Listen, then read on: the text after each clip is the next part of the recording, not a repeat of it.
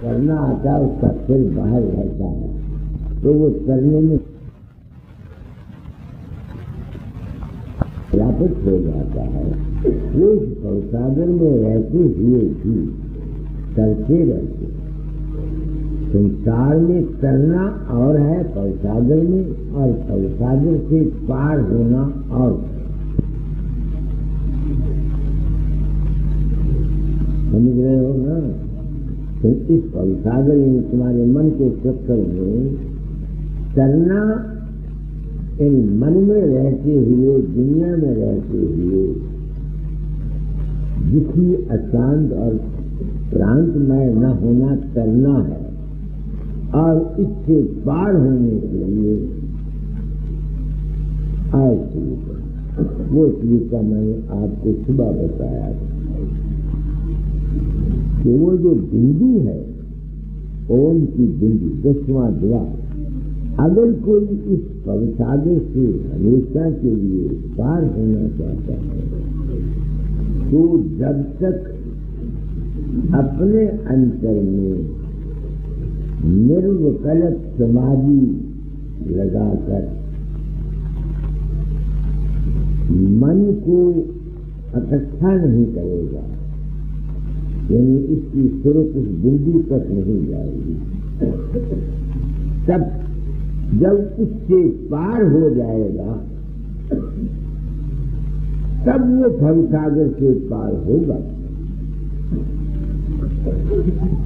भवसागर से पार सिर्फ बातें करने से कोई नहीं हो सकता।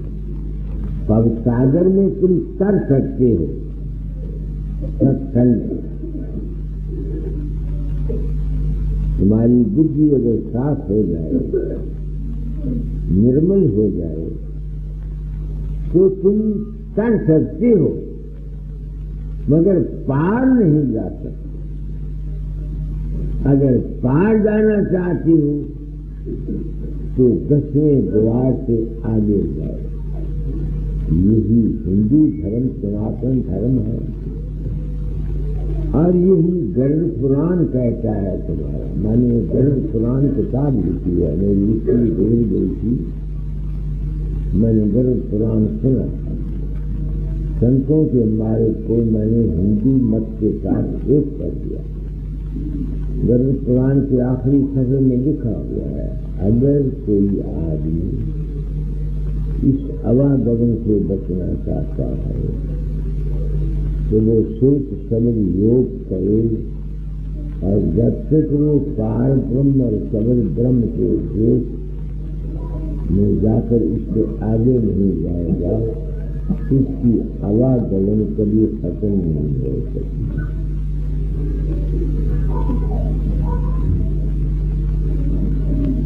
जब इंसान मरने लगता है, फिल्म चलती, फिल्म जानते हैं, शक्लें आती, जो संस्कार उसके मन पर इस जन्म के पड़े हुए होते हैं, वो विचारों और शक्लों की सूरत में उसके सामने आती। अगर तो किसी रूप का उसको सहारा है, राम का सहारा है, कृष्ण का सहारा है, गाय का सहारा है, किसी देवी का सहारा है, तो वो बैतरनी नदी में नहीं गया, नर्क में नहीं गया। नर्क क्या है? भय का आना, डर का आना, खौफ का आना। तो जब राम का रूप आ जाएगा, गुरु का रूप आ जाएगा, तो वो नर्क से बच जाएगा, फिर वो धर्मराज के दरबार में जाएगा। इसमें उसके चित्रगुप्त जो गुप्त वासनाएं उसके मन के अंतर है, कुछ समय वहां रहने के बाद वो जो गुप्त वासनाएं तुम्हारे चिताकाश पर हैं, वो उनके मुताबिक फिर तुमको योनि मिलेगी।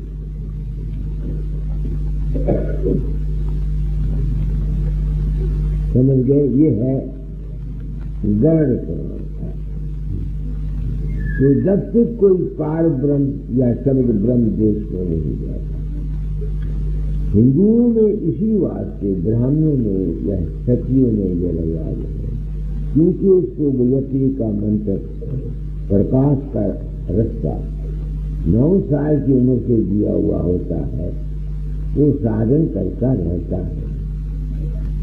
अंत समय में उसके सामने प्रकाश या शब्द आ जाता है। फिर वो न चित्र कर्मराज उसको ले जाता है और न उसको ये ले जाता है यमराज। ये मैं जो कुछ कहता हूं मेरा अनुभव। क्यों? एक हजारी सिंह सूबेदार है, उस वक्त पहले वो सिपाही। वो कहता है, बाबा जी मेरे चाचे को गुदा पर छोड़ा, तो अस्पताल तो हम ले न जा सके। डॉक्टर को बुलाया, उसको बहुत तकलीफ थी। उसने कहा मैं ऑपरेशन कर देता हूँ, अगर मर जाए तो हमें जिम्मा नहीं। उस डॉक्टर ने उसका ऑपरेशन कर दिया। ऑपरेशन के बाद वो 1.5-2 घंटे बेहोश है। उसका चाचा हजारी सिंह उसके पास। तो वो कहता, जिस तरह इस व्यास वाले को मेरा रूप प्रकट हुआ, ऐसे ही मेरा रूप उस हजारी सिंह के अंतर उसके भाव के मुताबिक प्रकट होता रहता। बड़े बड़े कृष्ण दिखाए। तो मालिक ने मुझको मौका दे दिया उसके अज्ञान को दूर करने के लिए। वो अज्ञानी था, मुझको जप्फी मारता था। ये अज्ञानी जी बहुत बुरे होते। तो उसने कहा कि जब उसको होश आई कि वो कहता है, हजारी सिंह तू मैंने बचा देता। कहता किस तरह बचाया? कहता मैंने जो ऑपरेशन हुआ, जो आदमी आए मेरे सूक्ष्म शरीर में हंसते के रख आसमान मिलाए। जांजे जांजे एक ऐसी जगह जाके मेरा शरीर रखा जिससे बहुत सारे सूक्ष्म शरीर और परेशान। इससे एक काले रंग की औरत ऐसी बड़ी उदी जबान की तो मुंह से अग निकलती थी, सिर से एक ताज रख गया।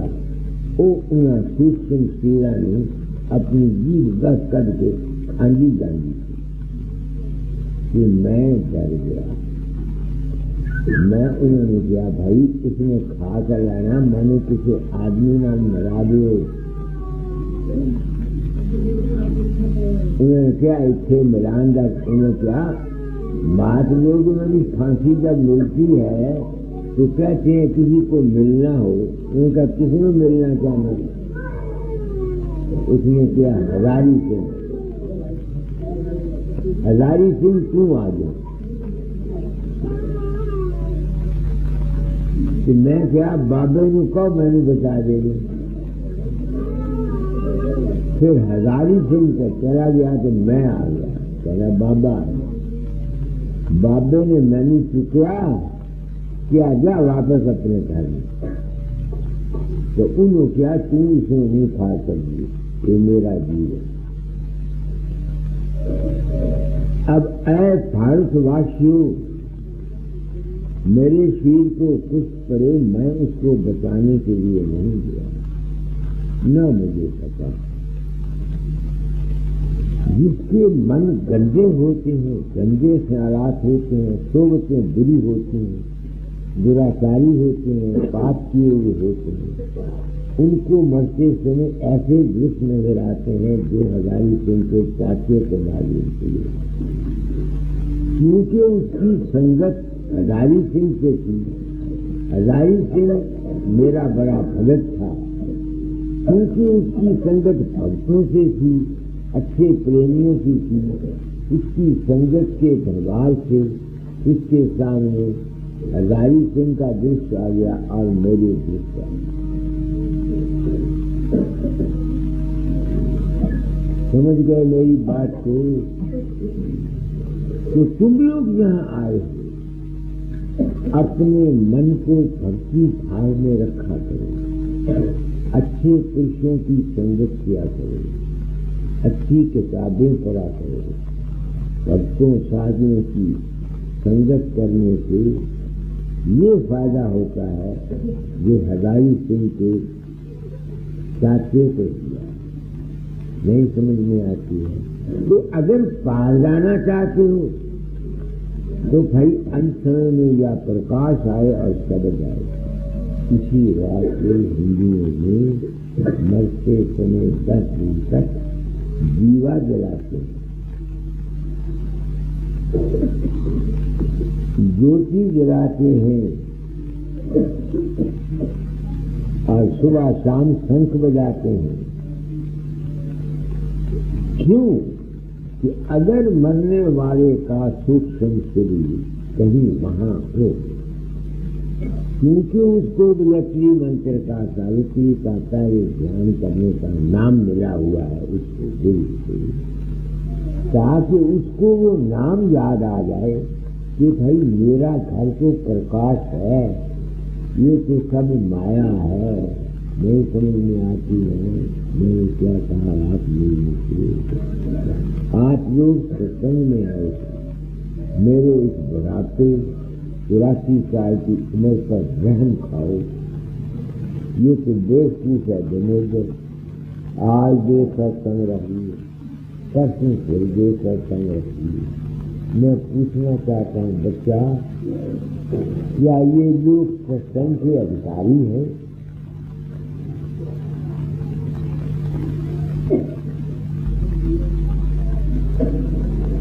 ये तो दुनिया का तमाशा है। लाउड स्पीकर रात शहर में चला दो। आज परम संत 420 परम संत फकीर संत उज्जैन पधार रहे हैं, उनका सत्संग सुनो। इन बातों से किसी का कल्याण नहीं है। कल्याण उनका होता है जो अपना कल्याण चाहते। आप सुनो तो मेरी बात को, कल्याण उनका होता है जो अपना कल्याण चाहते हैं। जो अपना कल्याण नहीं चाहते, उनको तो मेरा बाप या किसी स्वामी जी का बाप या किसी शरीर का बाप कुछ मदद नहीं कर सकता। तो आज सब अच्छा पढ़ो, मैं हम आए आगे है तो कोई खबर नहीं, गरियाँ खत्म हो गई। बकाया हमें आए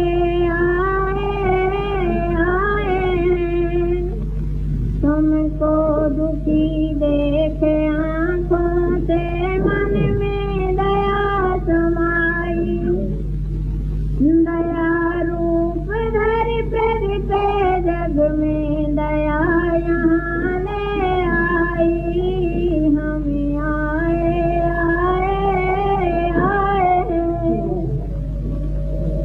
सूरज दया का गगन प्रकाशा, किरण दया की धारा, दया सिंधियों में गायर बाड़ा, दया भाव विस्तारा। हमें आए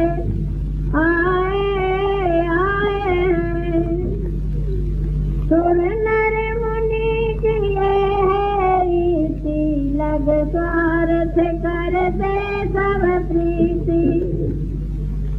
हम में नहीं है स्वार्थ किंचित, लख लख करो परतीति। हमें आए है कोई स्वार्थ मेरे पास? कोई बात फेर फेर के कहता हूँ, तुमको अपने जाल में फंसाता हूँ, या राधा स्वामी मत में फंसाता हूँ, या किसी मजहब में फंसाता हूँ। तुमको तुम पर कोई एहसान नहीं हो सकता, ये मेरा अपना कर्म भोग था। मैंने प्रण किया था अपना अनुभव कर जाऊंगा। जुलाहे ने अपने पेट के लिए 6 या 7 गज रोज कपड़ा बुना। तो कपड़ा दुकान गया ले गया, उसने भी कमाया, चोली ले गया, उसने भी कमाया, दर्जी ले गया, उसने भी कमाया।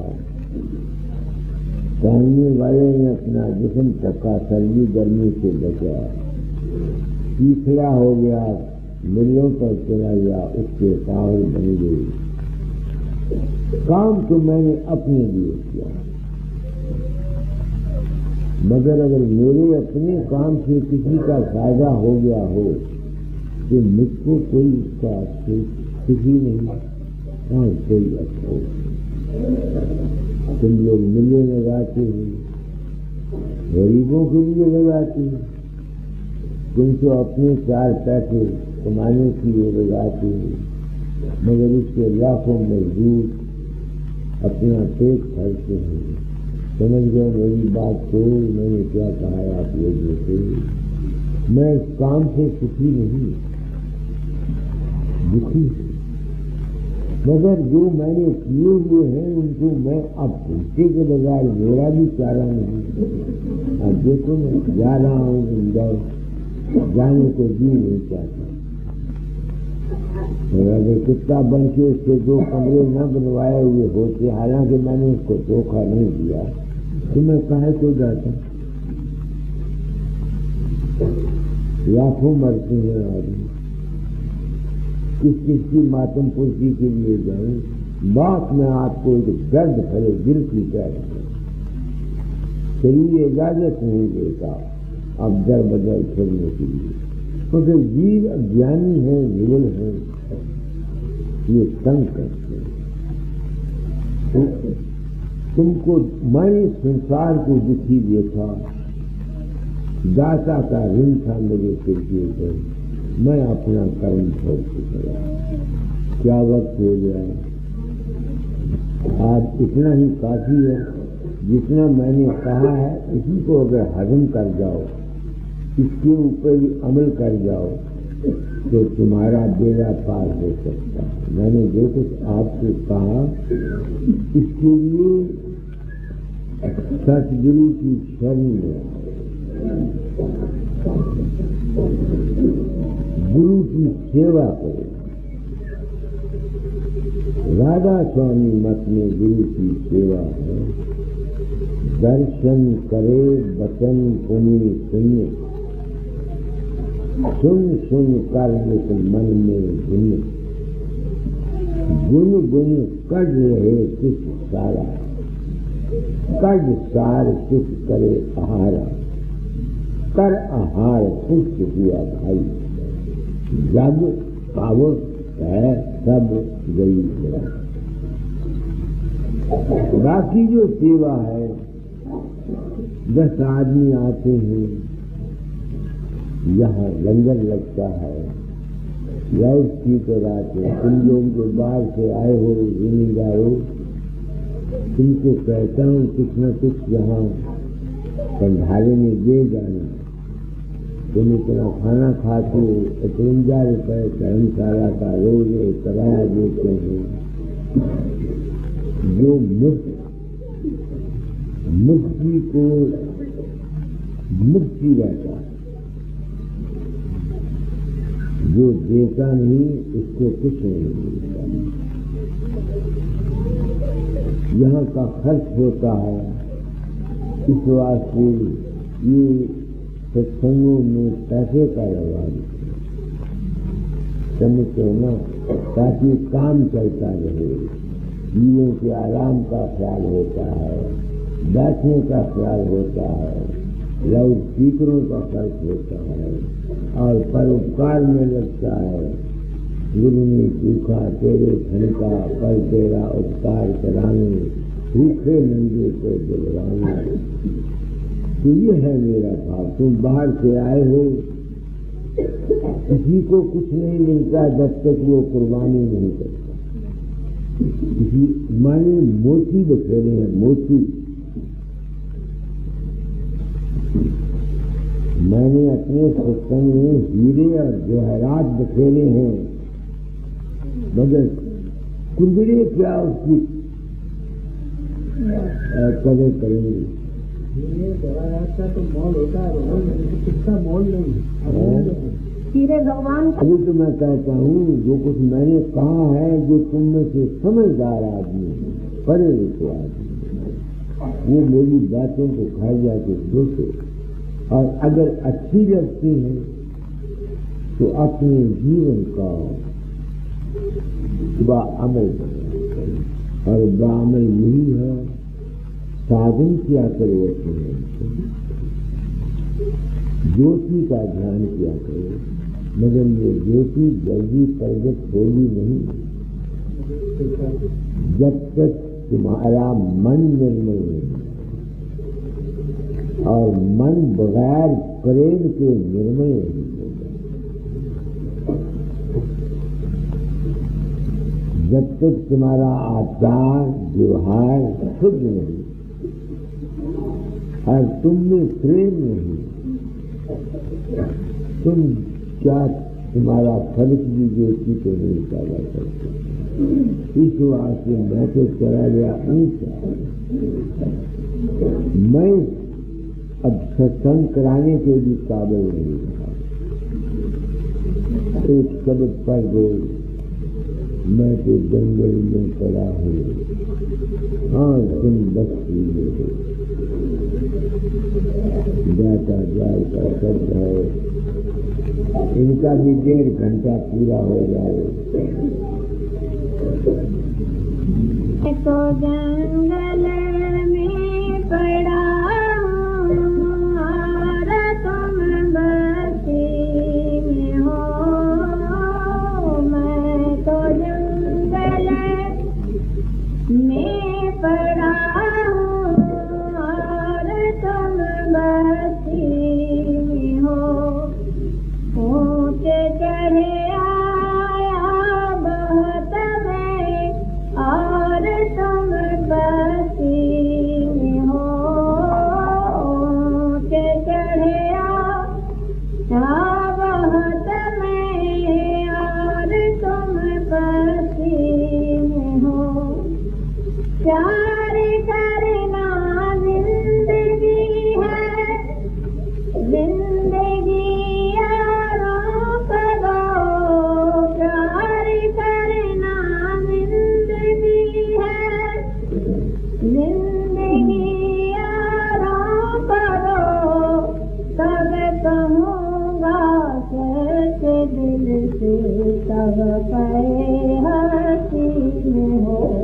तुम गृहस्थी हो, तुम लोगों के लिए सबसे अच्छा मार्ग प्रेम का मार्ग। घर में प्रेम से रहो, जो मिलने जुलने वाले उनसे प्रेम रखो, सत्संगों से प्रेम रखो। अगर प्रेम का कार्य जीवन तुम्हारा बनेगा, तब तुम्हारे अंदर कहीं जाके प्रकाश और सत्य होगा। आगे कब कहूँगा सच्चे दिल से, कब करे हसीन हो। जीना और मरना मेरा है दूसरों के वास्ते। तुम पियो उल्फत की मैं मेरी करामाती हो। करके संगत सतगुरु की भेद अपना जान लो। राधा स्वामी नाम का सुमरन भजन दिन रात हो। राधा स्वामी नाम का सुमरन भजन दिन रात हो। ये दुनिया राधा स्वामी नाम से नफरत करती है। राधा आज सूरत का नाम, स्वामी आज सूरत पैसा। सूरत जहाँ से आई है शब्द ब्रह्म से, उसमें वापस ले जाने की अवस्था जो है उसका नाम राधा चाहिए। हर एक मधुर वाला अपने अपने टेक्निकल लफ्ज अलग अलग करता है। तो आज का सत्संग 1.5 घंटा हो गया, खत्म करता हूँ। कल शाम को फिर सत्संग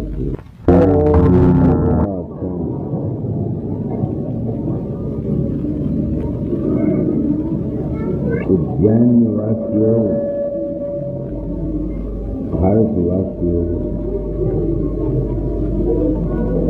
ये मेरे मिलने वाले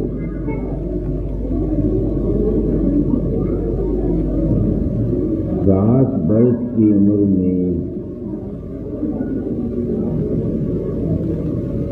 दुनिया से हालात को देखकर उसके मिलने की ख्वाहिश हुई थी, दर्शन करने की ख्वाहिश हुई थी, जिसको दुनिया मालिक कहती है, परमात्मा कहती है, राम कहती है।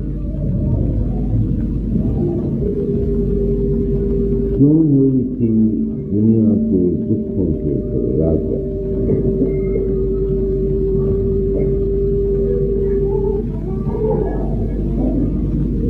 जब दुनिया को अब भी देखता हूँ, कोई बुरा है, जान नहीं निकलती, किसी को कोई मुसीबत है, उसकी जान नहीं निकलती, तो स्वाभाविक ये ख्याल आता है कि ये क्यों दुखी है।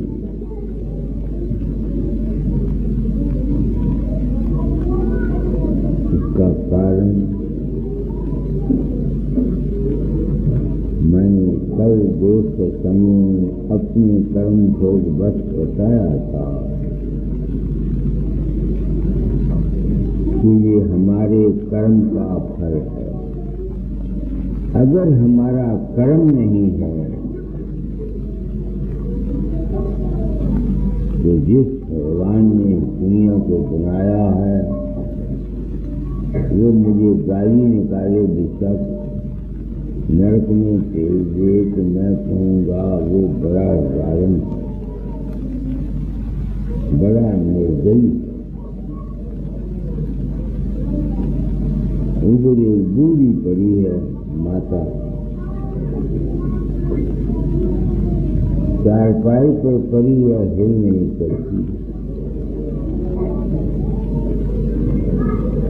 जब आता हूँ, जाता हूँ, देखता हूँ, क्यों उसकी ये दर्द?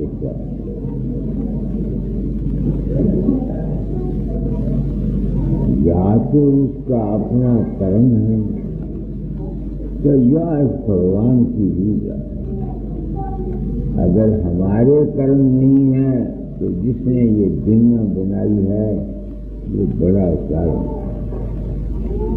क्यों उनको इस मुसीबत में बचाया गया? कर्म की फिलॉसफी को हिंदू होने के नाते मैं मानता हूँ। भीष्म पितामह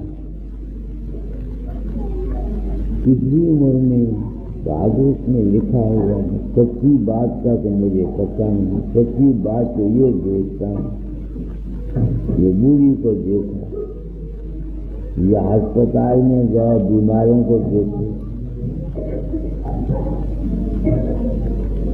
तो जब वो बांध सैया पर पड़ा हुआ था तो कृष्ण महाराज आए, तो कृष्ण जी को पूछता है मैंने कौन सा ऐसा बुरा कर्म किया था कि यह मुझको इस सूली के कांटों के ऊपर पूजा कर कहना पड़ा।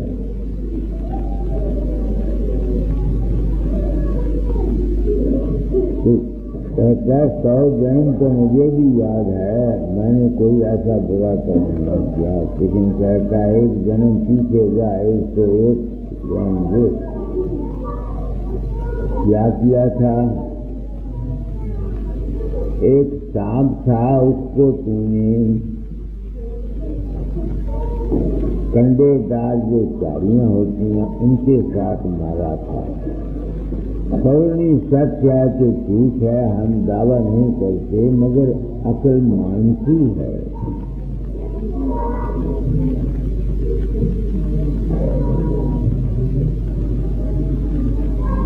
अगर मैं ये कहता हूँ दुनिया का पारा करने वाला जालिम है, तो ये मजबी दुनिया वाले मेरे बरखलाफ डंडा लेके मेरा सिर पाड़ेंगे।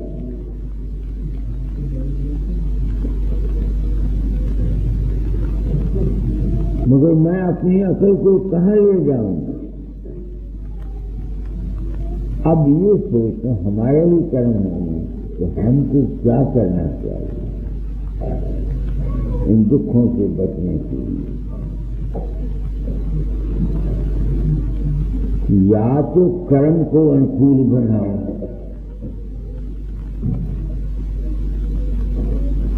और ऐसा तरीका करो कि तुम कर्म के जाल से निकल जाओ। यही एक तरीका है ना, और तो कोई तरीका नहीं। इसके लड़ लगो, इसकी शरण लो जो तुमको कर्म के जाल से निकाल दे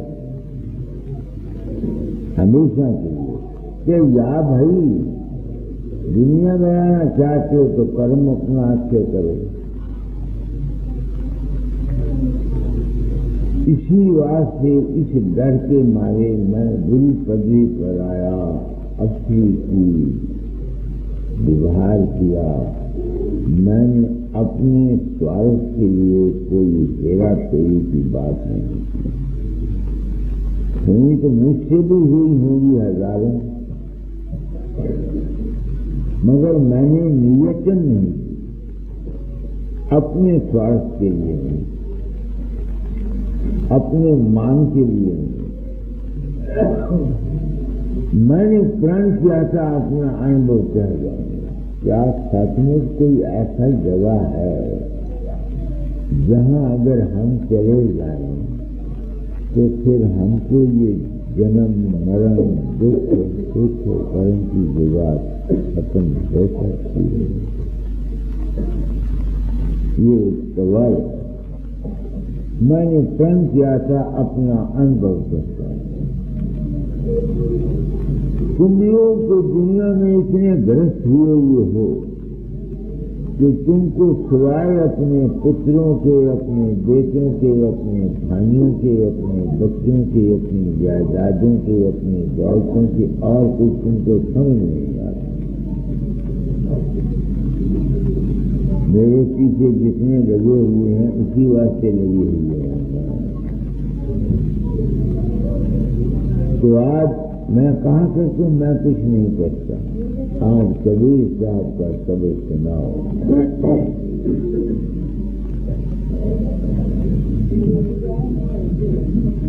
साहिब से सब होते हैं, बंदे से कुछ ना। राई से पर्वत करे, पर्वत राई मां। जो कबीर अपना अनुभव कहता है, मैं ऐसा आदमी हूँ, मैं दाता जाल के वचन के साथ भी हाँ में हाँ मिलाने के लिए तैयार नहीं हुआ अपनी जिंदगी में, जब तक मैंने देख नहीं लिया। और कबीर कहता है ये जो कुछ हो रहा है साहब करता, बंदा कुछ नहीं है। यही है। तो भाई ऐसा साहिब जो इस दुनिया को इस मुसीबत में डालता है, मैं तो उसको दूर से ही नमस्कार करता हूँ। किसी जालिम के राज में रहना कोई अक्लमंदी है? यहाँ रोज ही हम पर रेम होता हो तो वो साहब कौन है, उसका जिक्र करिए करते हैं। आगे चले। साहिब सम रथ नहीं गुरुवार गंभीर,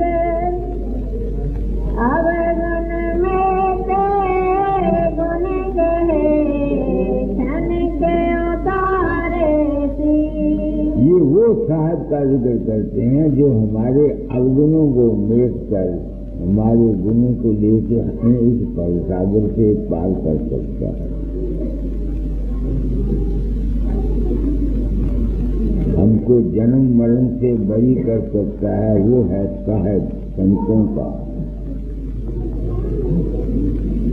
और है ईश्वर का भी।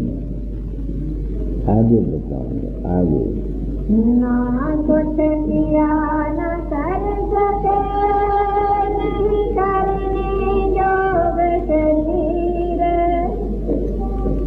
जो कुछ किया तो हरि किया है कबीर कबीर।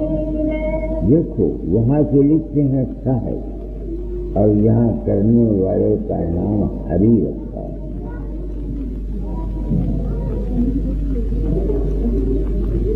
वो जो सच्चा साहब है वो और है, हरि और है, प्रभु और है।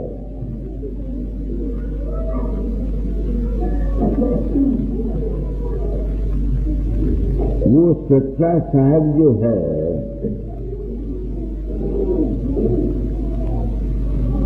जहाँ हम चले जाएं फिर यहाँ से बच सकते हैं, वो बिल्कुल और चीज। ये जो कुछ करता है ये हरि करता है। हरि कौन है? सुखमनी साहब को पढ़ो, इसमें प्रभु और है, हरि और है, साधु और है, संत और है। हमारे हिंदू शास्त्रों में विराट पुरुष है, हिरण्यगर्भ है, अव्याकृत है, सत्य और है, जिसकी तफसीर प्राणायाम के मंत्र में दी हुई है। भूर्भुवः स्वः महाजना तपा सत्यम तत्सवितुर्वरेण्यं भर्गो देवस्य धीमहि धियो यो न प्रचोदयात्। वो जो असली मालिक है वो तो भूर्भुवः स्वः महाजना तपा सत्यम से परे है।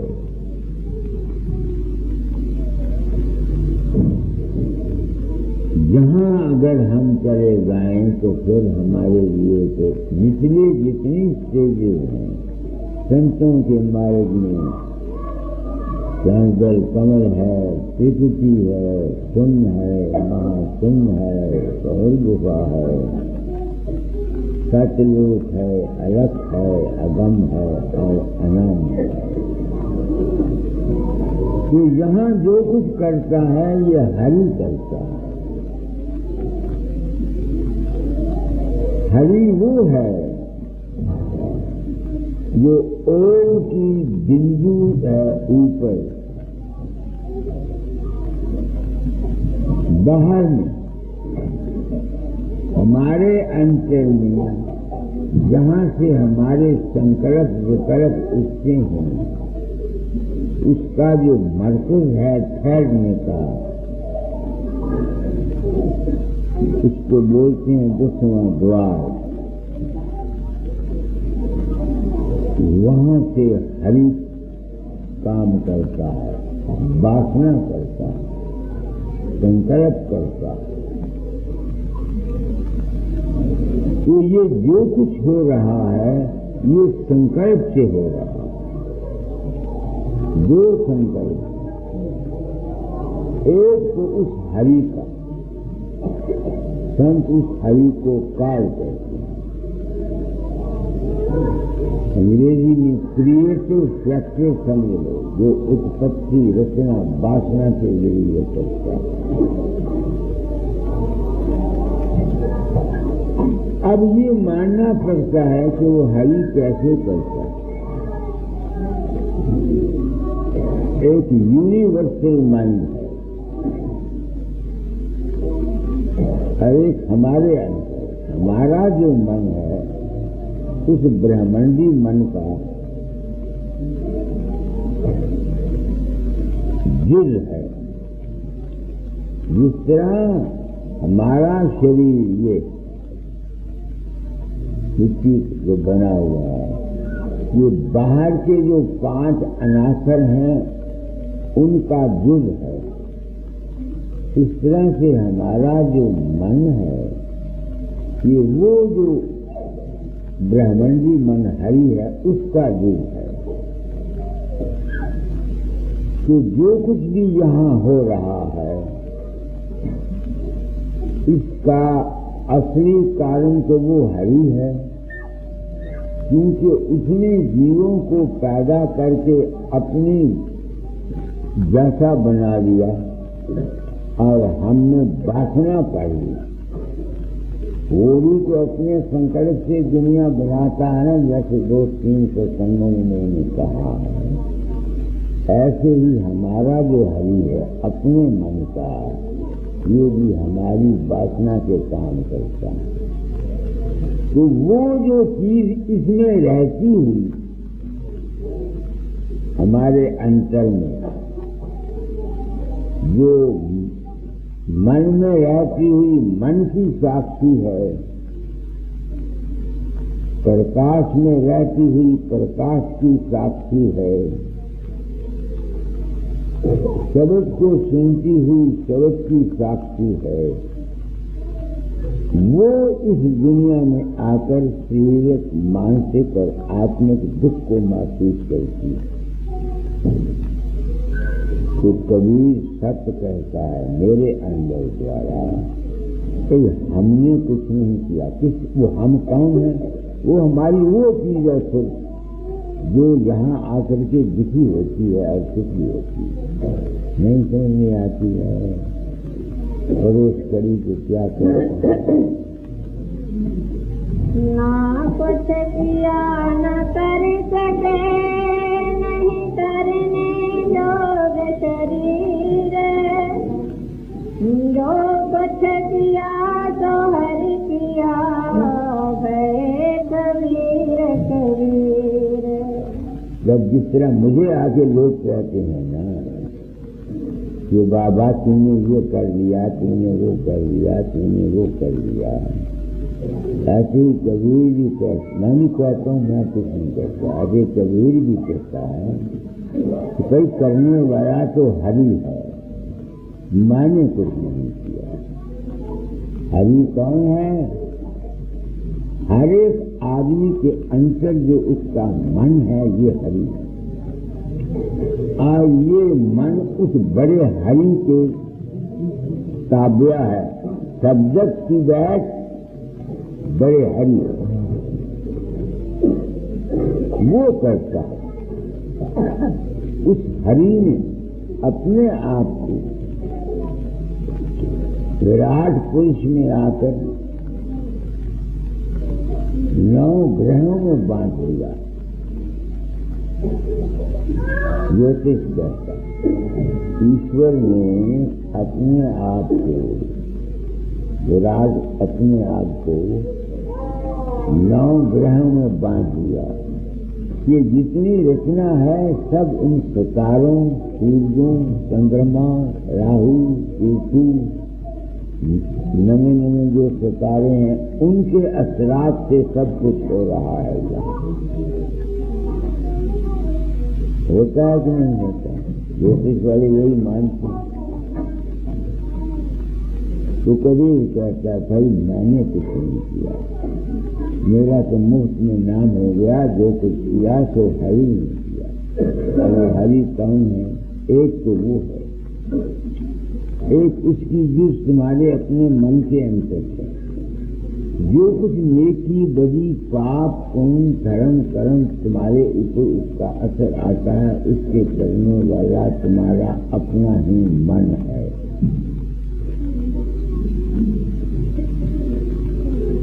कभी जो मैं कहता हूँ भाई मैं नहीं कहीं जाता, ना मैं किसी को कुछ बोलता हूँ, तुम्हारा अपना विश्वास है, तुम्हारी अपनी श्रद्धा है, तुम्हारा अपना यकीन है।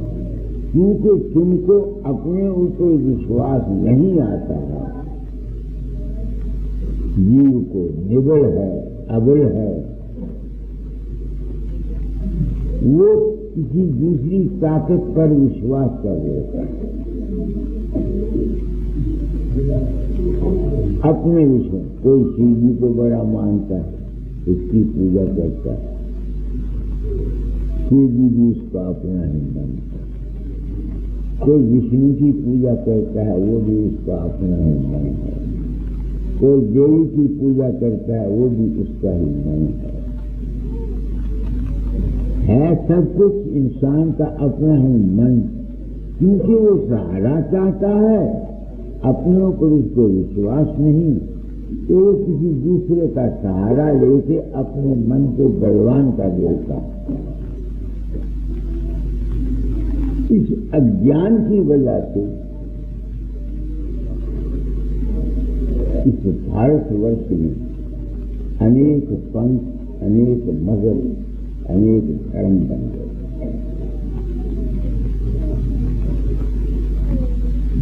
समझ गए? है सब कुछ ऐ इंसान तेरे अपने ही मन रूपी जो हरि है, उसके कर्मों का, उसकी वासनाओं का फल। क्योंकि जीव निबल अबल और अज्ञानी है, उसको पता नहीं। वो अपने अपने विश्वास अनुसार शिव संप्रदाय वाले शिव को ही सबसे बड़ा मानते हैं, विष्णु संप्रदाय वाले विष्णु को ही सबको बड़ा मानते हैं, शक्ति मत वाले शक्ति को ही सब कुछ बड़ा मानते हैं। हालांकि वो विष्णु भी, शिव भी और शक्ति भी ऐ मानव तेरे अपने मन के अंतर है, बाहर नहीं है। ऐसे ही ऐ इंसान गुरु भी, सतगुरु भी तेरे अपने अंतर है, बाहर नहीं। मैं भी अपने जीवन में सतगुरु को बाहर माना करता था। ये समझता था मेरा सतगुरु लाहौर में है, ये समझता था मेरा सतगुरु सामने बैठा हुआ है। तो जब मैं ऐसा मानता था, उस वक्त दाता जाल मुझे खत लिखा करते थे, जिसको मैं समझ नहीं सकता था। वो खत में लिखते हैं, पढ़ो चाहे बवाना है गिरवा। जब मैं देखूं, मैं आया, तुम लोगों को अपने जाल में नहीं फंसाना चाहता।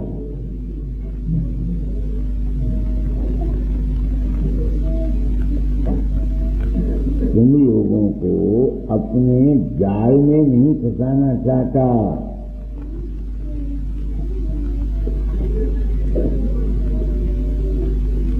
क्यों नहीं फंसाना चाहता? अगर मैं सत्प्रिय होकर तुमको सच्चा ज्ञान नहीं दे जाता,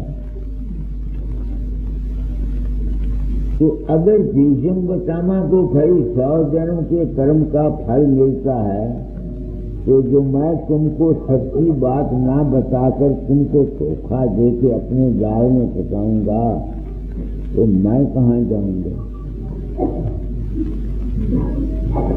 तो जब मैं ऐसा मानता था, उस वक्त मेरे सदगुरु मुझे क्या लिखते हैं, करो।